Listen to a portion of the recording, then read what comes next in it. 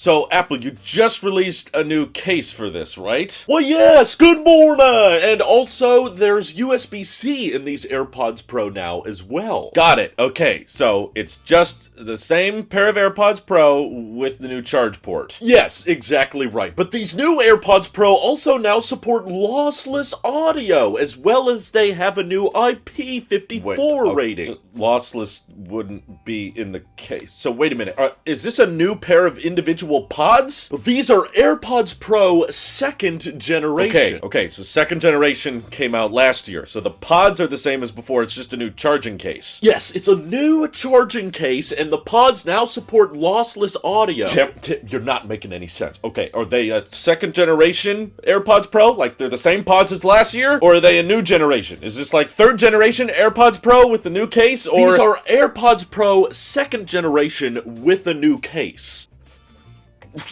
Okay, but where did the lossless... Does this mean that the old AirPods Pro that came out a year ago actually had lossless support all along? No, you need the USB-C case in order to have the lossless AirPods. So... Okay then you should be calling these 3rd generation, right? No, it's the same chip, it's the H2 chip. It's AirPods Pro 2nd generation.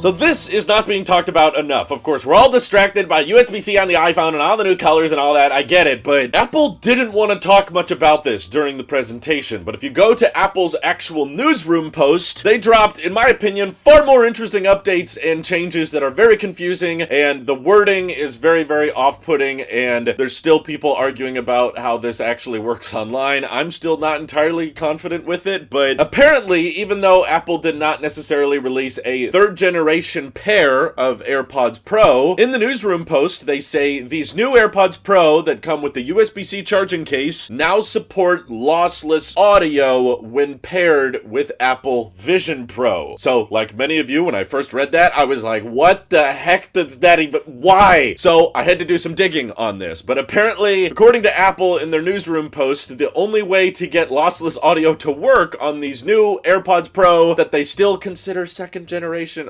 We'll talk about that later. But in order for that lossless handshake between the two devices to work, both devices need to have the H2 chip. So Apple Vision Pro, because it's got those little spatial audio pods on the sides that aren't really headphones and they're not really speakers, but yeah, there's an H2 chip along with the R1 chip and the M2 chip. There's all the chips in this thing. And so because Vision Pro has an H2 and the AirPods Pro have an H2, they can do wireless lossless playback, which they've never announced before. They didn't talk about it during the keynote, probably because it requires hardware that's not even out yet, but there's a lot of speculation on how exactly this is possible. But of course, the big question I have that I don't think's being asked enough is why do you have to buy a $3,500 pair of spatial computing goggles or whatever they want to call it just to access lossless audio playback on a $250 pair of headphones? If all you needed for lossless to work is 2 H2 chips, then why didn't you put an H2 chip in the new iPhones that just came out, which are already lacking a lot of features we were hoping for, like the faster charging or the better battery life or the Thunderbolt connectivity or the reverse charging. You know, there's all these things we wanted. If you were trying to convince more people to buy the new iPhone, putting an H2 chip in the new iPhone so that you could say, hey, now it's possible for you to play lossless audio with AirPods Pro if you have the new iPhone. And before any of you say, well, I don't know, maybe they can't fit an H2 chip in there. Well, they removed the SIM card slot, and so far they're just filling that slot with plastic, so maybe put an H2 chip right there. I don't know, I'm not an engineer, but still very confusing to me that out of all of the Apple products on the website, the only one that actually can support wireless lossless is Apple Vision Pro, which Apple says is still on track to launch early next year, but yeah, still lacking a lot of details on that one, and of course that means it's going to be restricted to the US, and production capacity is rumored to be low for Vision Pro, so weird decision in the beginning. But then the next question comes down to, is the new pair of AirPods Pro, which Apple is still referring to as the 2nd generation, with the new USB-C charging case, does that actually bring advancements and improvements to the individual pods? From what I've gathered over on Twitter and people looking up model numbers and serial numbers and things, the answer, shockingly, appears to be yes. These are not identical hardware to the AirPods Pro 2nd generation that we got last year. Even though Apple's still referring to them both as 2nd generation, the new ones, the They have the new IP54 dust resistance, and they have the capability to do this lossless playback, only with Apple Vision Pro, and apparently if you're just hoping to hold on to your old AirPods Pro 2 with the lightning connector in the charge case, those can't cut it. Those have like a different model number and everything. So my biggest question and confusion with all of this is, if you actually changed the pods themselves, you gave them new connectivity, you gave them advancements and better dust resistance, and you improved the charge case, just call it third generation. Literally, why would that be so complicated to just say, hey, here's the new AirPods Pro? I get it, it's a little fast to refresh it just after 1 year, but instead of having all of this complexity on the website by saying this is still the second generation, but we also added some things to the second generation along with that charge case. So now instead of saying third generation, we just have to explicitly state that, yes, this is only available on the AirPods Pro with the USB-C charging case. That's so much more of a mouthful than just saying AirPods Pro 3. And on top of that, we're still not entirely sure what they changed with the connectivity that requires these new AirPods Pro in order to support lossless, because as we've said, the new AirPods Pro still have an H2 chip. So some people are speculating, again, this is not any word we've heard from Apple in particular, but people are thinking that there's some kind of proximity-based connectivity, which may be relying more on Wi-Fi or ultra-wideband or something else, and simply the fact that the AirPods Pro are very close to the Vision Pro, you know, the computer and everything is sitting right here on your face, and of course the headphones go in right here. So with that being the case, does that mean that the devices are so close together that they're able to transmit audio and signals with super low latency, as Apple said, with the super high bit rates, and because of that proximity, they can achieve something that you couldn't do with an iPhone? You know, like, it's just too far for an iPhone to be in your pocket and your AirPods up here. That wireless transmitting doesn't work, but if it's here to here, then it does work. All of these questions we have that are all pertaining to this new pair of headphones that Apple is already selling, already going to start deliveries of in just a couple days, and they didn't want to designate any time to it on stage. Pretty much all we got on stage at the event is, oh yeah, here's some new AirPods with USB-C. Anyway, let's talk about Mother Nature. Let's talk about how we're removing leather from all of our accessories while our partners like Hermes is still selling leather accessories all the time. But hey, we said Apple would be carbon neutral by 2030. We didn't say all of our partners that are focusing on making our product look like a luxury brand had to move over to a carbon neutral future. I don't care what they do with the leather, but I just don't understand all of the branding surrounding this. I think the easiest solution would have been just call this thing AirPods Pro 3 instead of telling people that there's AirPods Pro second generation and then second generation with the USB-C case that also unlocks all of this extra stuff. I really, really hope I'm wrong. I hope we get some concrete evidence soon that suggests that actually you can still achieve the lossless playback with the old-fashioned AirPods Pro 2, but the more I'm reading, the more I'm gathering, the more I'm seeing that is not actually the case. You need the USB-C charging in order to activate the lossless playback when connected to Apple Vision Pro. Very weird thing, in my opinion, to leave out of the event, and there was definitely time for it. There was so much fluff at that event about the environment, and also just Tim Cook recapping that the Mac is successful and that Vision Pro is cool and they're excited about it. It's like, that would have been a good time to be like, and with Apple Vision Pro and the new AirPods Pro 3rd gen, we're unlocking new functionality that can be obtained in the future. I don't mean to brag or nothing, Apple, but I feel like I could be running your marketing department a little bit better than Jaws. So if you got any